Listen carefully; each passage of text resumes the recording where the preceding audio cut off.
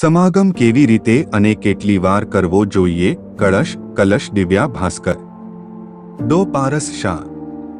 સમસ્યા: મારી ઉંમર 23 વર્ષ છે. મારા 2 મહિના પછી લગ્ન થવાના છે. શું લગ્નની પ્રથમ રાતે સમાગમ કરવો શક્ય છે? અને સમાગમ કેવી રીતે અને કેટલી વાર કરવો તે જણાવશો. સેક્સ વિશે હું ખૂબ જ ઓછું જાણું છું. આપ મારા પ્રશ્નનો જવાબ જરૂર આપશો.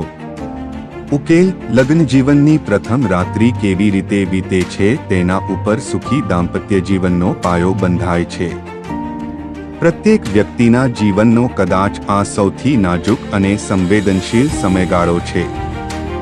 પ્રથમ સમાગમની શરૂઆત કેવી હોવી જોઈએ વગેરે જેવી સમસ્યા માટે માર્ગદર્શન ઝંખતા યુવાનોને મારી પહેલી સલાહ એ છે કે પ્રથમ રાત્રિએ ગમે તેટલો કામવેગ અને કામોત્તેજના અનુભવતા હો તો પણ ધીરજ, ગંભીરતા અને કોમળતાપૂર્વક વર્તન કરવું જરૂરી છે, કારણ કે તમારા સંબંધોની શરૂઆત તમે કેવી રીતે કરો છો તેના ઉપર તમારા સમગ્ર દાંપત્ય જીવનની મધુરતાનો આધાર છે. લગ્નની પ્રથમ રાતે ચોક્કસ આપ સમાગમ કરી શકો છો, પણ બને ત્યાં સુધી પ્રથમ રાતે સમાગમ મારી સલાહ મુજબ ટાળવો જ જોઈએ, કારણ કે લગ્નની દોડધામમાં આપ અને આપના સાથી બંને ખૂબ જ થાકી ગયેલા હોવ છો અને સેક્સ પ્રફુલ્લિત મને માણવાથી જ આનંદ આવે છે.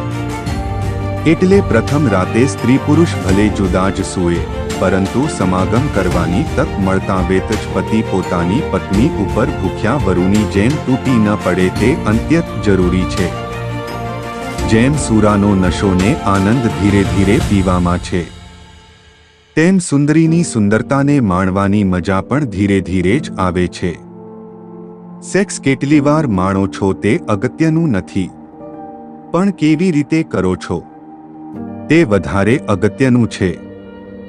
પુરુષમાં પ્રથમ રાત્રિએ શિશુનું ઉત્થાન બરાબર થશે કે કેમ એનો ભય સામાન્ય રીતે જોવા મળે છે, જ્યારે સ્ત્રીમાં પ્રથમ સમાગમ વખતની પીડાનો ભય મુખ્ય હોય છે.